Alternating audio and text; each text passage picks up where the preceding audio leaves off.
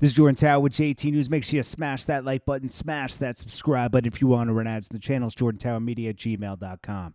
Let's get right into it. All right. Rick Ross drops his album, Richer Than I've Ever Been. Okay. Now, first and foremost, be lucky that Rick Ross is still dropping albums, okay? Because he obviously makes more money outside of music than in music now. But if he wasn't doing music, he wouldn't be as an influencer to have all the brand deals he's doing as well, right? But he obviously makes a lot of money with the Wingstops, brand deals, and everything else. The music is just a tool. Plus, you know, he does make money off music, but, you know, he's a rare breed, okay? There's not many people left dropping music like this. So the first single was, what was it, Little Haiti? Was that the single? And it's the one with Dream. I like that. I like that song a lot, okay? Now, I already knew that. Oh, no, sorry, Little Havana, not Little Haiti. And that song was really good.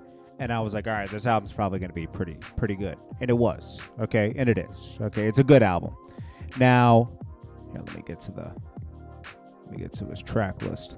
So, let's go through the album real quick, and then we'll get into some interesting things as we go through it. So, Little Havana, great.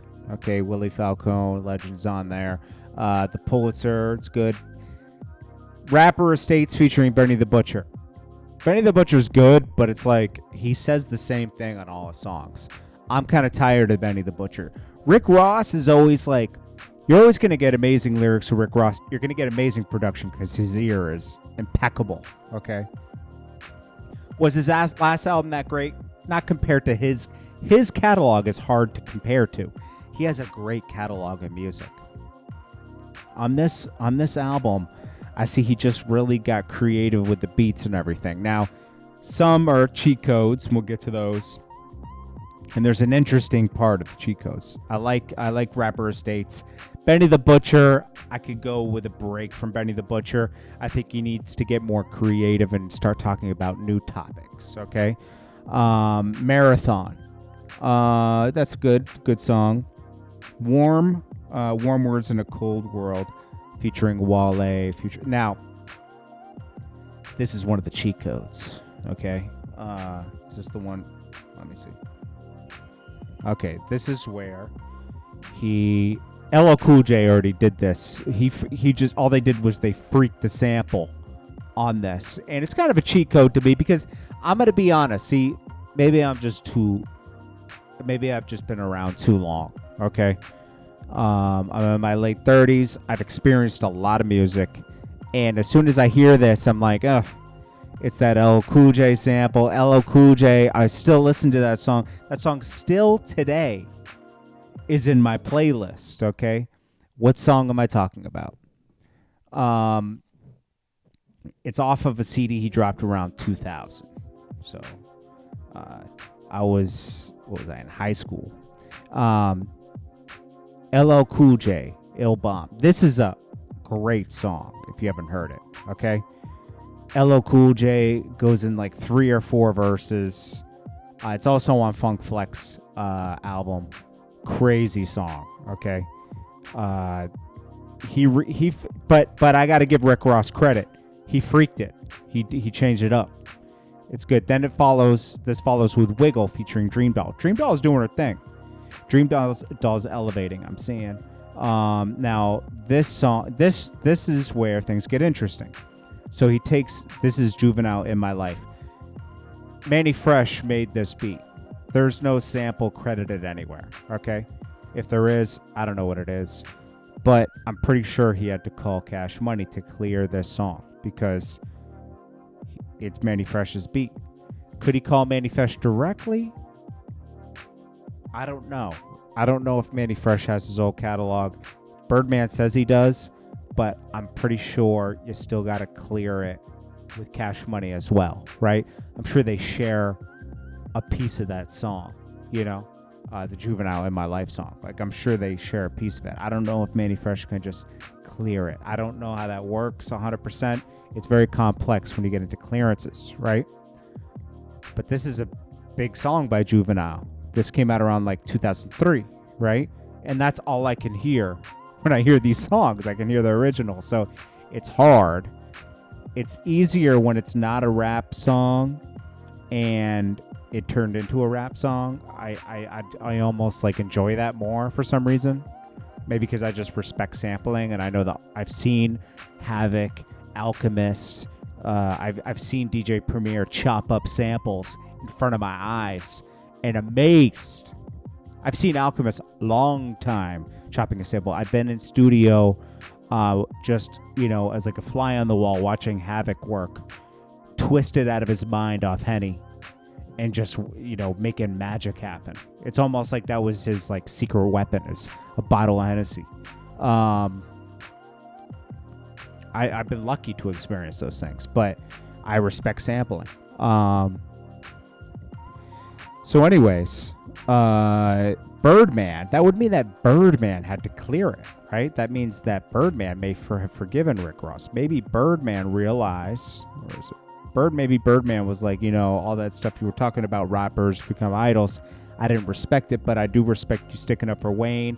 That kind of forced us back together, maybe. I don't know, because it's good that Wayne and Birdman worked out everything, like who wanted to see that happen, you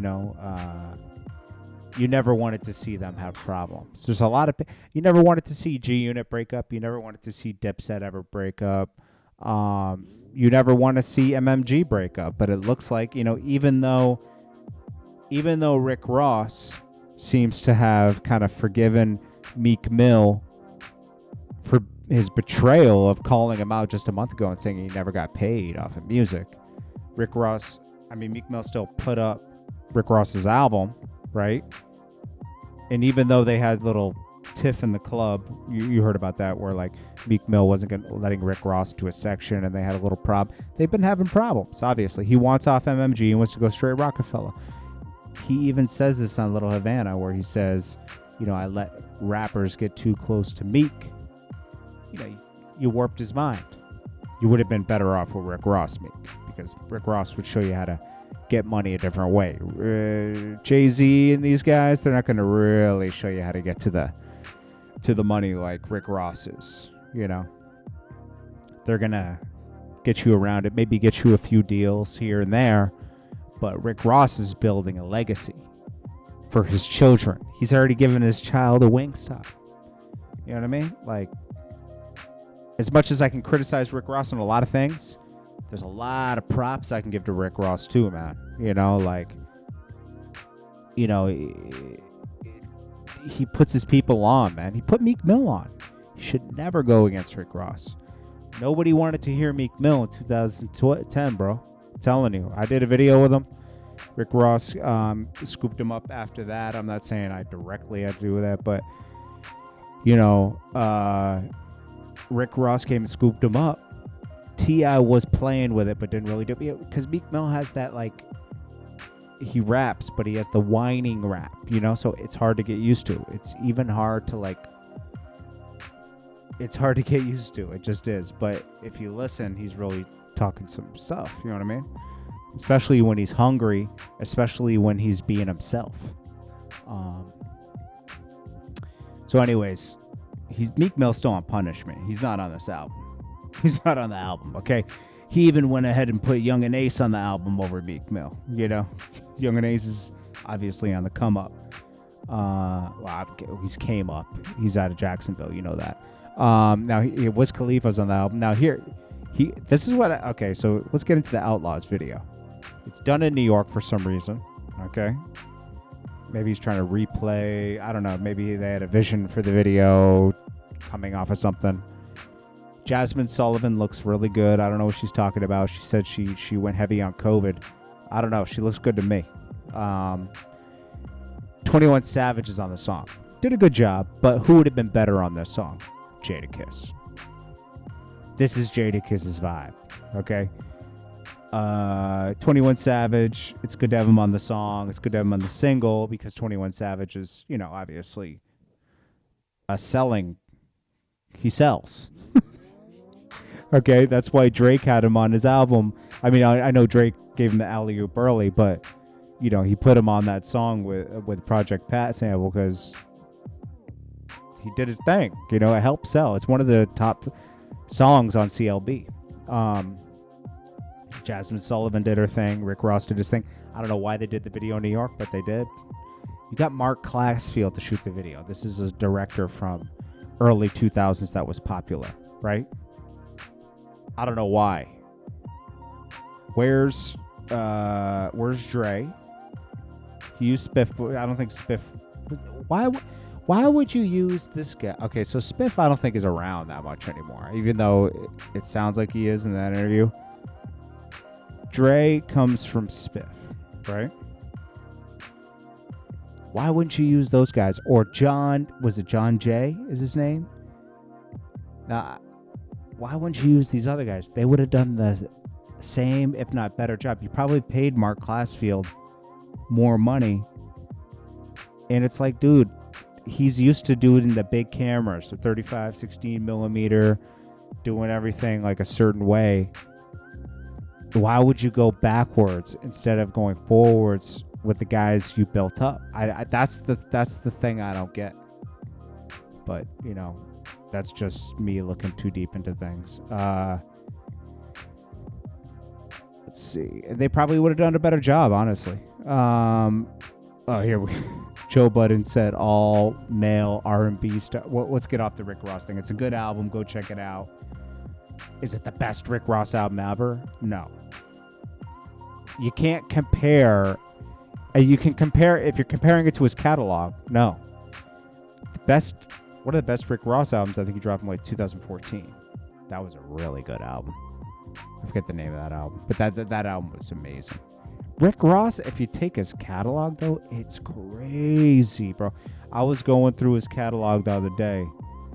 Man, he's got one of the best catalogs ever, bro. Because it's like, he always has, he's dropped so many albums and mixtapes. And on each one, there's like at least 3 or 4 joints that are like, even if there's only 2 that are really turn up, melodic, or lyrical.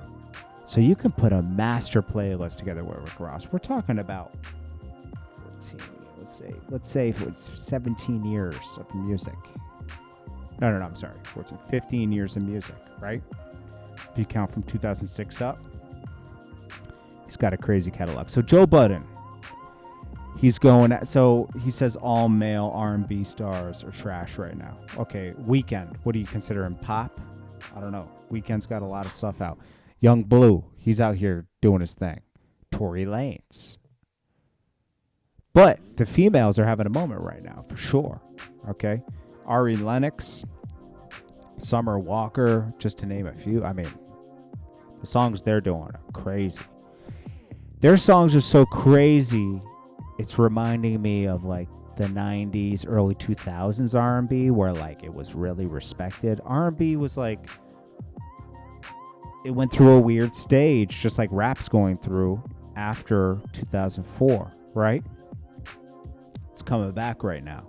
It's like these girls grew up listening to that stuff, right? Like as babies, I'm talking, like as they're young, right? And they're bringing it back. It feels good. But Joe Budden is doing this for attention, okay? Because the podcast ain't hitting the same. I'm telling you. Tank spanked him. Said, "Dear Joe Budden, I had to address this," and he goes off on it. I don't gotta play it. I just told you basically what it says. He said, "You're out of line." Anyways, Meek Mill showed love. Rick Ross showed that he showed love, but he still got out of my punishment.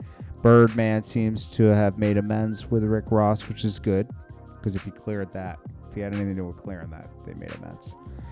And that's it, guys. I appreciate you guys so much. I'll check you guys in the next one. I hope you guys are having a great night, morning, whatever time. It's 3 a.m., so whenever you hear this, smash that like button. If you want to run ads to the channel, it's jordantowermedia@gmail.com, and I'll check you guys in the next one. Peace.